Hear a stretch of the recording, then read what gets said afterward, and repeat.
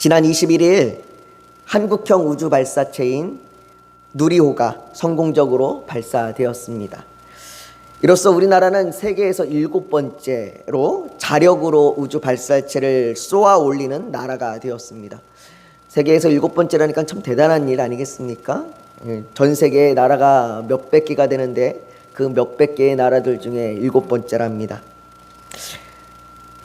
앞으로 우리나라는 계속해서 이 우주로 나가기 위한 연구들을 계속한다고 합니다. 그래서 2031년에는 차세대 발사체를 개발하고 또 2040년대에는 우리나라도 이제 달나라에 사람이 가는 그 일들을 진행하려고 한다고 합니다.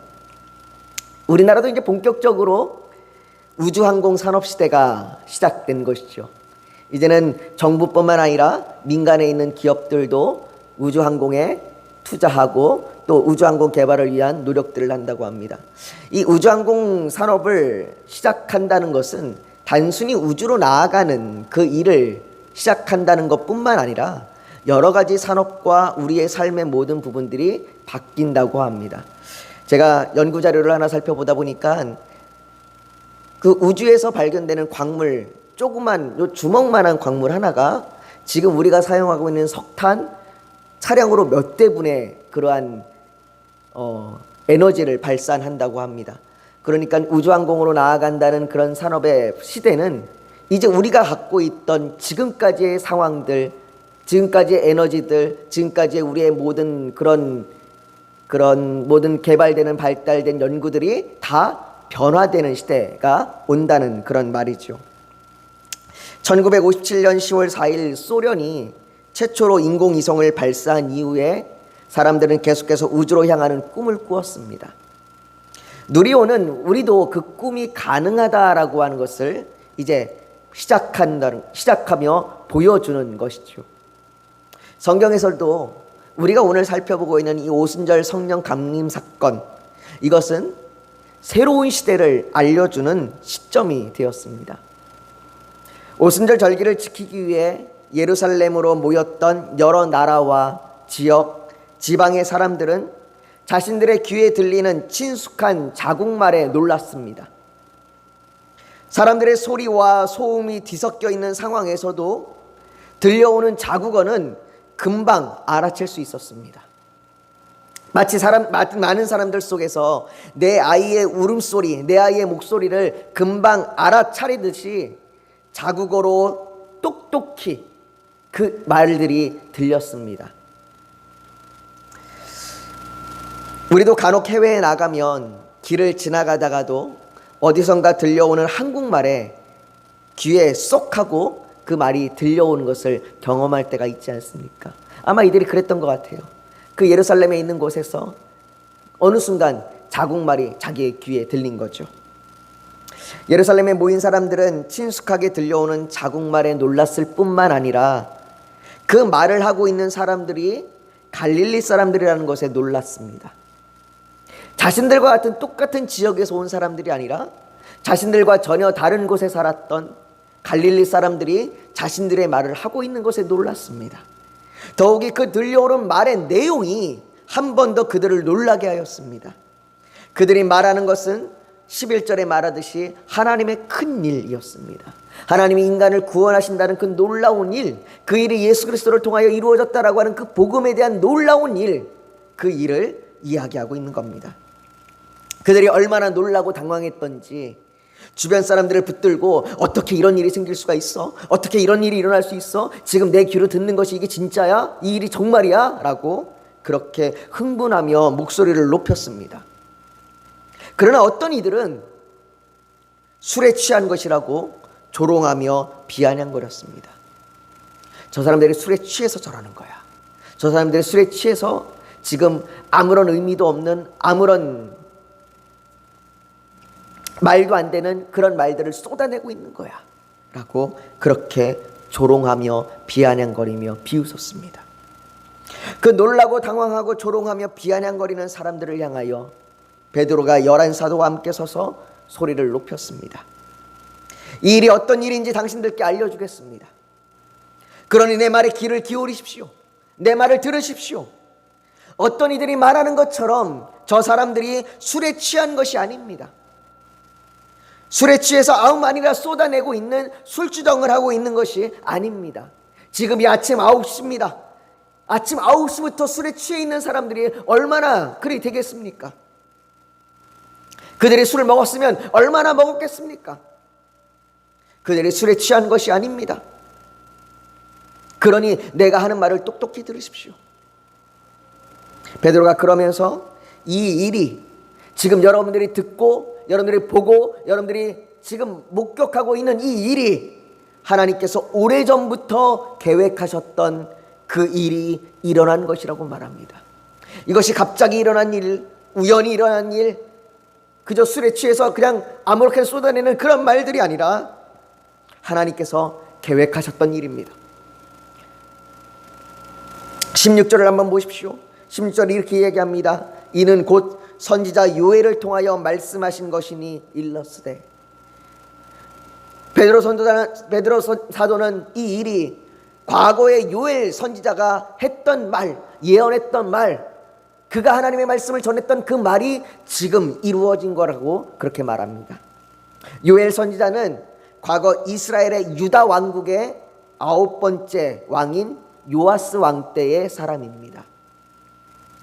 요엘 선지자는 요아스 왕 때에 요아스 왕이 하나님을 버리고 이방을 섬기며 우상을 섬겼던 그 일들, 하나님을 떠나서 죄를 범하는 그 이스라엘을 향하여 여호와의 심판의 날이 이를 것이라고 예언했었습니다. 여호와의 심판의 날이 이를 것이고 그 여호와의 심판의 날에 너희가 큰 진노를 받을 것이라고 예언했습니다. 메뚜기 떼가 몰려와 너희를 삼킬 것이라고 예언했습니다. 그러면서 그가 또 하나 말을 하는 것이 뭐냐면 여호와의 심판의 날이 이르기 전에 너희가 돌아오라. 너희가 돌아오라. 너희가 마음을 찢고 여호와께 돌아오라. 그렇게 말합니다. 그리하면 너희가 여호와께 돌아오면 너희가 마음을 찢고 여호와를 찾으면 여호와께서 심판 가운데서 너희를 구원을 하실 것이고 너희에게 구원을 베푸실 것이며 그 후에 하나님의 영을 너희에게 부어주실 것이라고 그렇게 요엘 선지자는 예언했습니다. 그 하나님의 영이 너희 가운데 부어질 것이다. 너희가 마음을 찢고 하나님을 찾으면 하나님의 영이 너희 가운데 부어질 것이다. 그 날이 오늘 임했다라고 베드로 사도는 말하고 있는 겁니다. 베드로는 지금 그 일이 일어났다고 말합니다. 요엘 선지자가 예언했던 그 요엘서 2장 26절부터 시작되는 그 후에 내가 내 영을 만민에게 부어주리니 너희 자녀들이 장래일을 말할 것이며 너희 늙은이는 꿈을 꾸며 너희 젊은이는 이상을 볼 것이며 라는 그 말씀이 지금 이루어졌다라고 말합니다. 그래서 우리가 읽은 오늘 본문에서도 17절부터 21절까지 베드로가 그 요엘 선지자의 말씀을 인용하여 이야기하고 있는 겁니다. 그런데 오늘 본문에 베드로는 그 하나님의 영이 부어지는 때가 말세라고 말합니다. 그렇게 말세라고 의도적으로 말하고 있는 거예요. 요엘서 2장에 보면 요엘서는 그 후에 하나님의 성령이 임할 것이라고 하나님의 영이 부어질 것이라고 말하는데 베드로는 그 후라는 단어를 말세라는 단어로 의도적으로 바꾸었습니다. 하나님이 말씀하시기를 말세에 내가 내 영을 모든 육체에 부어주리니. 우리는 보통 말세 그러면 세상의 종말을 떠올립니다. 이 세상의 심판의 때를 말합니다. 말세 그러면 끝났다라고 말합니다. 그래서 그 말세라는 표현을 정말로 어떻게 이런 일이 일어날 수 있어? 어떻게 저렇게 말도 안 되는 일이 일어날 수 있어? 어떻게 저렇게 도덕적으로 파렴치한 일이 일어날 수 있어? 라는 그런 의미로 말세다 말세 이런 의미로 사용하기도 합니다. 이루어질 수 없는 일이 일어나는 때라는 거죠. 우리는 보통 말세를 종말의 때, 그래서 심판의 때, 세상의 끝이라고 말하지만 성경에서 말하고 있는 말세는, 우리 교회에서 말하고 있는, 기독교에서 말하고 있는 말세는, 하나님이 말하고 있는 말세는 단지 끝을 말하는 것이 아닙니다. 성경이 말하는 말세는 예수님께서 아기 예수로 이 땅에 오신 그때부터 예수님께서 다시 오시는 재림의 때, 그때까지를 모두 말세라고 말합니다. 그래서 어떤 분들은 이것을 이미와 아직이라고 표현합니다. 예수님이 이미 오셨고 아직 오시지 않은 그때, 이 사이를 말세라고 말합니다. 그러니 우리는 지금 어느 시대를 살아가고 있는 거냐? 말세를 살아가고 있는 겁니다. 우리는 말세의 시대를 살아가고 있는 것입니다.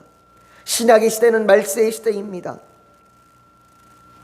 베드로 사도가 쓴 베드로전서 1장 20절에도 베드로는 말하기를 그는 창세 전부터 미리 알림 받으시니나 이 말세에 너희를 위하여 나타내신 바 되었으니라고 예수님께서 말세에 오셨다고 말합니다. 아니, 예수님께서 오심으로 말세가 시작이 된 겁니다. 다시 우리가 지금 살아가고 있는 이 말세의 때, 그 말세에 오늘 성경에 내가 내 영을 모든 육체에 부어주리니라고 말합니다. 사랑하는 성도 여러분, 예수님께서 이 땅에 오셔서 죽으시고 부활하신 그 일을 통하여 우리는 이전과는 전혀 다른 시대를 살아가고 있는 겁니다. 이 시대는 메시아의 시대요, 이 시대는 성령님이 부어지는 시대이며, 이제는 이스라엘에게만 임하는 하나님이 아니라 모든 민족, 어느 누구에게나 하나님을 알 수 있도록 성령님이 부어지는 그런 시대입니다.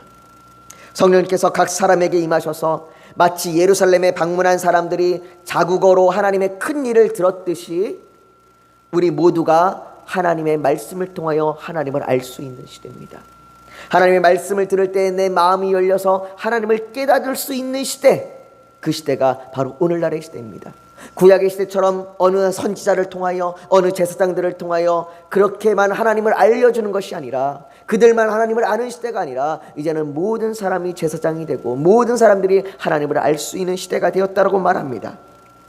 성령님께서 우리의 죄를 깨닫게 하시며 우리의 마음을 열어서 하나님의 구원이 필요함을 알게 하십니다.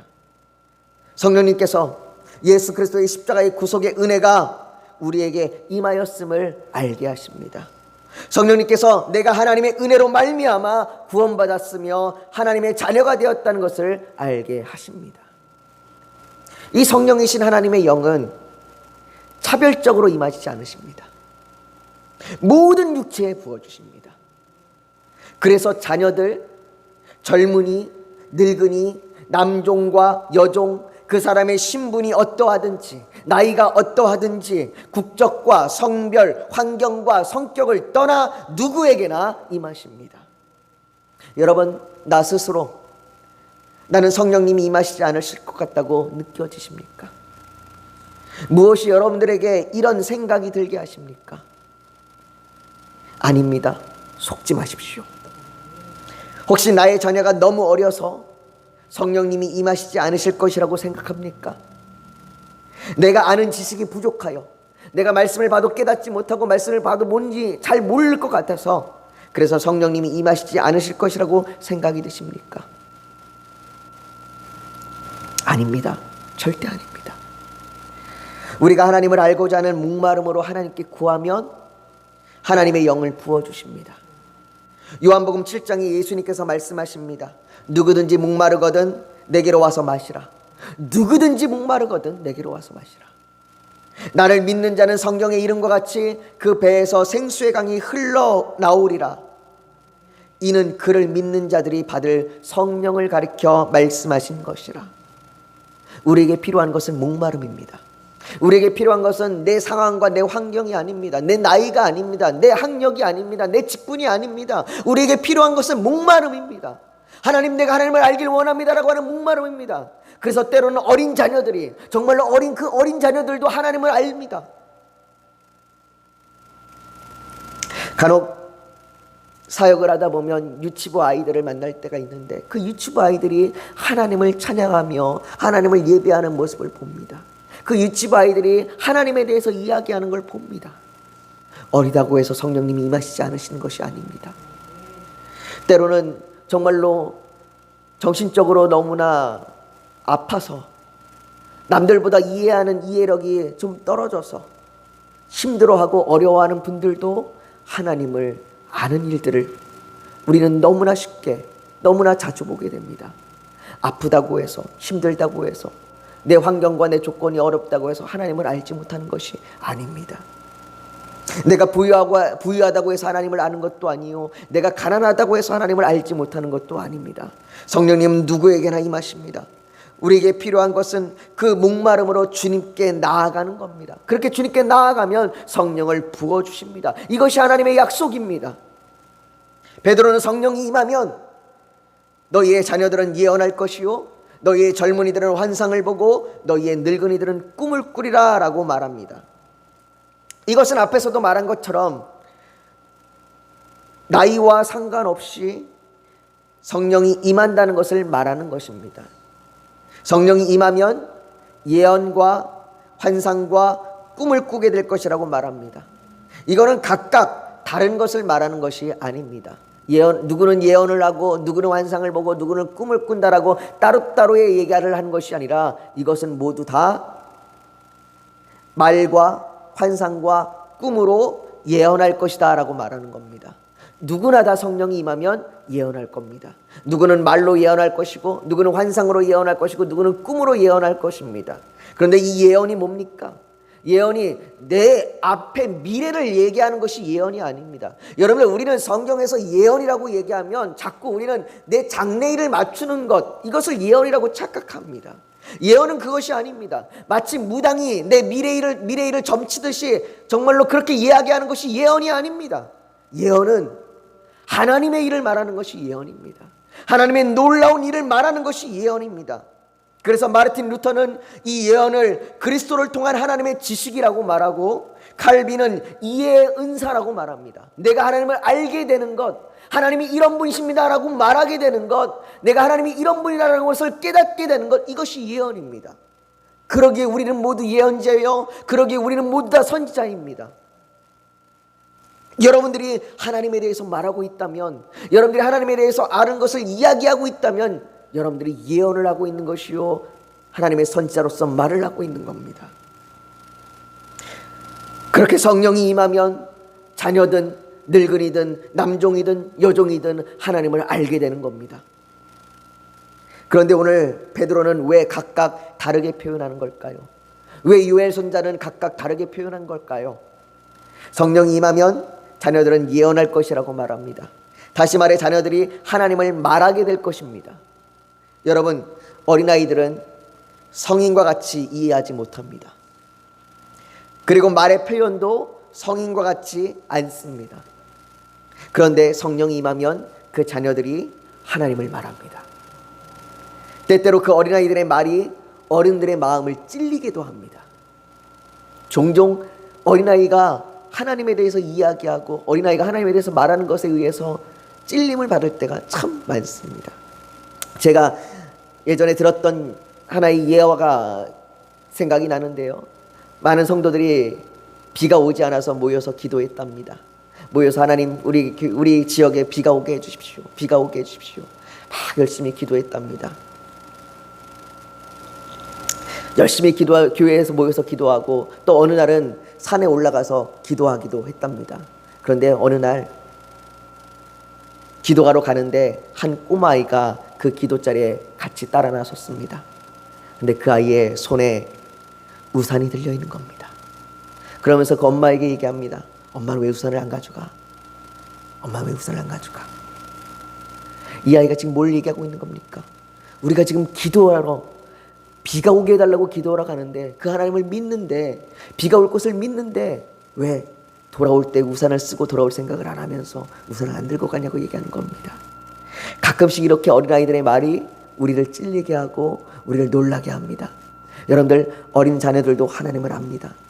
성령이 임하면 그 어린 자녀가 하나님을 말하게 됩니다. 젊은이들은 환상을 본다고 말합니다.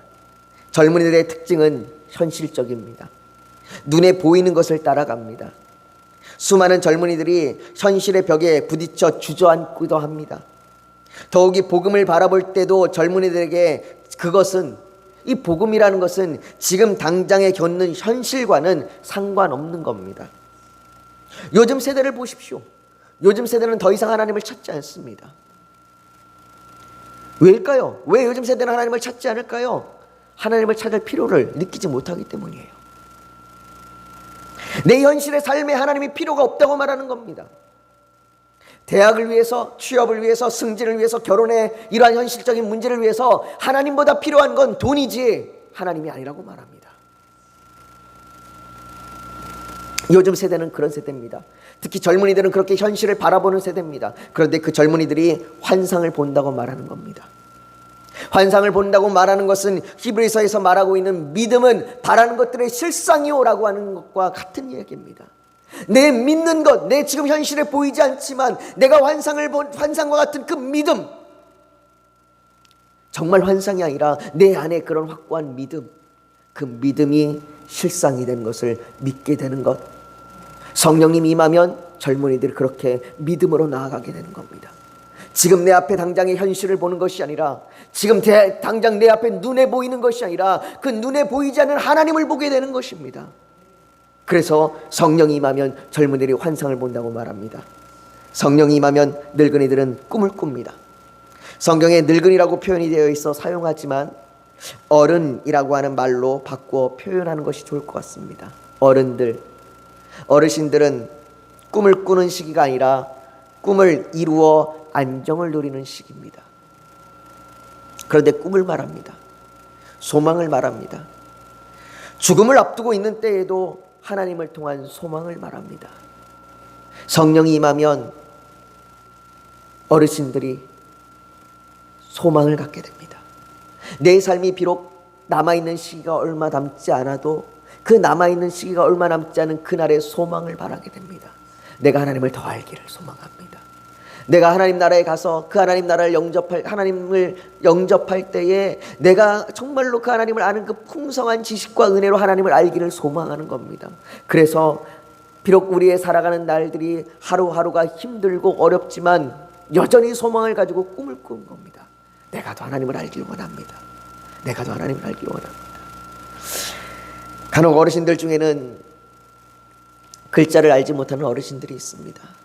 그 글자를 알지 못하는 어르신들이 글자를 조금씩 배워가면서 성경을 떠듬 읽어가시는 그분들이 그 성경 말씀 한 구절 한 구절을 떠듬 읽어가시면서 그것을 내가 알게 된 것에 얼마나 기뻐하고 얼마나 소망을 갖고 즐거워하는지 모릅니다. 여러분들, 성령이 임하면 어르신들이 소망을 갖게 됩니다. 어르신들이 삶의 소망을 갖게 되고 어르신들이 하나님을 아는 것에 소망을 갖게 됩니다. 사랑하는 성도 여러분, 하나님을 찾는 모든 사람에게 성령이 부어질 것입니다. 성령은 우리의 현실적인 상황과 조건을 넘어 하나님을 알도록 할 것이며 하나님의 백성으로 새로운 시대를 살아가도록 할 겁니다. 계속해서 베드로는 성령이 부어진 것뿐만 아니라 새로운 시대가 도래하였음을, 새로운 시대가 왔음을 알려주는 기사와 징조와 표적을 통해서 알 수 있다라고 말합니다.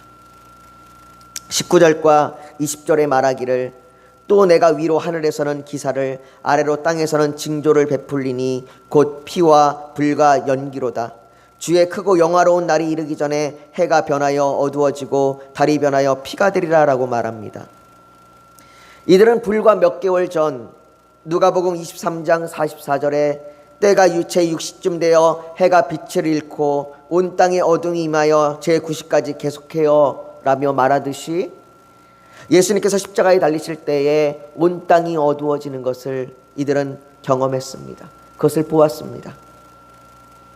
그 하나님의 그 십자가에서 죽으시기 직전에 온 땅이 어두워지고 온 땅이 흔들리는 그 기사와 표적을 경험한 이들은 그 기사와 징조가 마지막 주님이 재림하실 때 다시 이루어질 것을 그들은 알게 됩니다.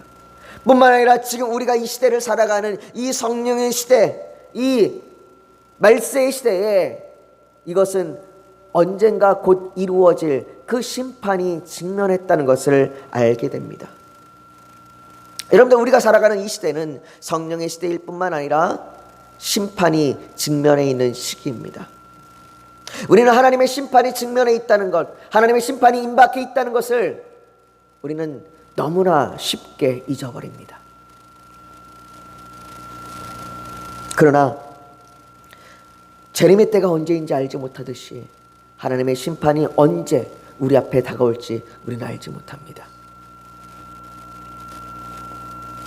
우크라이나에서 일어난 전쟁을 보면서 그 전쟁의 끔찍한 참상이 우리와 아주 먼 것처럼 우리는 느껴지지만 언제 우리나라에도 그런 전쟁의 참상이 임할지는 우리는 알 수 없습니다. 우리 앞에 언제라도 그런 일들이 발생할 수 있고 또 언제라도 하나님의 심판이 임할 수 있습니다. 믿는 자에게는 성령이 부어지는 시대가 이 시대이지만 성령이 없는 사람들에게는 이 시대는 진노가 부어질 시대입니다. 사랑의 교회를 담임하셨던 고욱하는 목사님께서는 우리가 오순절 성령 강림을 통해서 요엘 선자의 그 놀라운 예언에 성취된 것을 보면서 아직 성취되지 않은 마지막 부분이 있다는 것을 기다리게 된다고 말합니다. 성령이 임하여 새로운 시대가 시작되는 것을 우리는 보게 되지만 하나님의 심판이 임하는 마지막이 있다는 것을 또 우리는 알게 되는 겁니다. 성령의 시대는 재림을 기다리는 시기입니다. 그러니 정신을 차리고 깨어 있어야 합니다. 성령의 은혜로 기도하며 말씀대로 살아가야 합니다. 우리에게 진노의 심판이 부어지지 않도록 21절에 누구든지 주의 이름을 부르는 자는 구원을 받으리라는 말씀과 같이 주의 이름을 불러야 합니다. 그 주가 누구입니까? 베드로는 그 주가 하나님께서 정하신 대로 내어주어 사람들의 손에 못 박혀 죽었으나 하나님께서 다시 살리신 예수 그리스도라고 말합니다. 사랑하는 성도 여러분, 지금은 새로운 시대, 성령의 시대입니다. 그것은 다시 말해 모든 믿는 자에게 하나님을 아는 지식이 열렸다는 것입니다. 성령님께서 말씀을 깨닫게 하심으로 하나님을 아는 은혜를 주셨습니다. 이것은 우연히 시작된 것이 아닙니다. 오래전부터 있었던 하나님의 계획이며 약속입니다. 그리고 그것은 성령의 시대를 살아가는 지금 우리에게도 마찬가지로 하나님의 약속입니다. 그리고 그 약속은 이루어질 겁니다. 여러분, 우리는 어떤 삶을 살아가고 있습니까? 소망과 꿈이 있습니까? 내 삶의 현실의 문제에 허덕이며 살아가고 있습니까?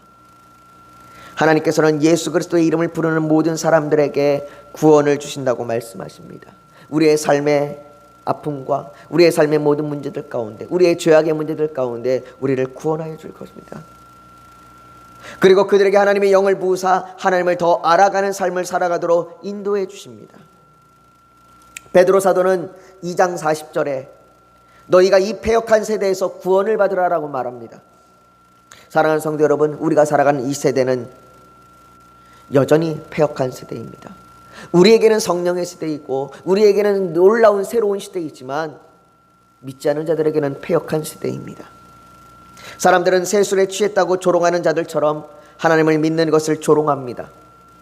그러나 이 새로운 시대에 믿는 자에게 성령이 부어주실 것이지만 그것은 또한 믿지 않는 자들에게 진노의 잔이 부어질 때가 다가온다는 말이기도 합니다. 사랑하는 성도 여러분, 우리에게 부어주시는 그 성령님을 구하시기 바랍니다. 이 새로운 시대에 내가 하나님을 더 알기를 사모하며 성령님 내게 말씀하여 주시옵소서. 그래서 이 패역한 세대 가운데서 우리를 구원하여 주시옵시고 하나님의 말씀대로 살아갈 수 있도록 우리를 인도하여 주시옵소서.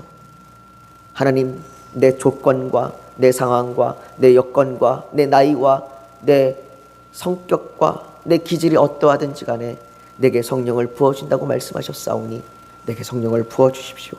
내게 이 시간 그렇게 목마름으로 하나님께 구합니다.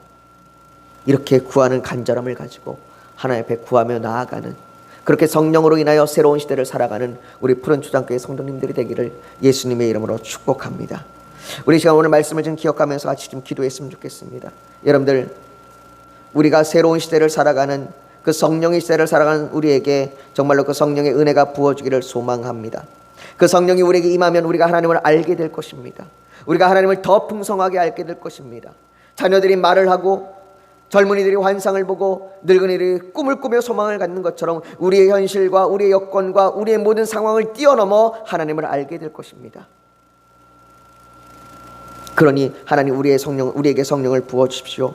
내가 이 시간 목마름으로 구하며 나아갑니다. 우리 시간 그렇게 하나님 앞에 간절히 구하며 나아가기를 소망하며 같이 기도하겠습니다. 여러분, 잠시 고개 숙여도 묵상하기를 원합니다. 오늘 하나님 앞에 올린 하나님, 내게 성령을 부어주십시오. 내가 하나님을 더 알기를 원합니다. 내가 하나님을 더 알기를 원해서 그 하나님을 내가 말하고 예언하며 전하며 하나님의 뜻대로 살아가기를 원합니다. 하나님의 징조가 임박했음을, 그 재림의 때가 임박했음을 우리가 바라보며 그 예수 그리스도를 믿음으로 나아가기를 소망합니다. 우리 그런 헌신의 결단이 있다면, 내가 이렇게 목마름을 하나님 앞에 성령을 구하며 나아가겠습니다라고 하는 그 결단이 있다면 가슴에 손을 얹어 하나님 앞에 표현하기를 원합니다. 또 오늘 예배를 드리러 나오면서 기도의 제목, 소원이 있어서 주님께 맡기기를 원하신다면 가슴에 손을 포기해 얹기를 원합니다. 육신이 연약하면 연약한 곳에 믿음으로 손을 얹기를 원합니다. 오늘 하나님께서 성령으로 우리 사이를 운행하시며 우리를 만지시고 치료하여 주실 줄 믿습니다. 거룩하신 아버지 하나님, 이 시간 우리 가운데 임하여 주시옵소서. 하나님, 성령 가운데 우리가 살아가기를 원합니다. 새로운 시대입니다. 새 시대입니다. 성령의 시대입니다. 이 시대에 아버지 성령의 부으심이 없으면 우리가 살아갈 수 없습니다. 성령의 부으심이 없으면 우리가 이 새로운 시대 가운데 정말로 패역한 자들처럼 살아갈 수밖에 없습니다. 아버지 하나님, 성령을 부어주셔서 우리가 하나님의 은혜 안에 머물게 하여 주시옵시고 하나님을 알게 하여 주시옵소서. 정말로 우리가 성령을 통하여 예수 그리스도를 알아서 그 예수 그리스도 이름을 부름으로 인하여 우리가 구원받는 자가 되게 하여 주시옵소서. 아버지 하나님, 그렇게 우리가 목마름으로 나아가오니 그 목마름으로 나아가기를 우리가 결단하며 가슴에 손을 얹어 싸우니 아버지 하나님, 그 손 위에 하나님 함께 하여 주시옵시고 하나님, 또한 우리가 예배를 드리러 나오며 우리의 기도 제목, 소원이 있어서 우리의 손을 포기해 얹어 하나님 앞에 표현했습니다. 아버지 하나님, 우리의 기도 제목 응답하여 주시옵소서. 하나님, 우리의 기도 가운데 하나님의 은혜를 부어 주시옵소서. 하나님, 또한 우리의 육신의 연약한 곳에 손을 얹었습니다. 치료하여 주시옵시고 회복시켜 주시옵소서. 낫게 하여 주시옵소서. 하나님의 기적을 경험하게 하여 주시옵소서.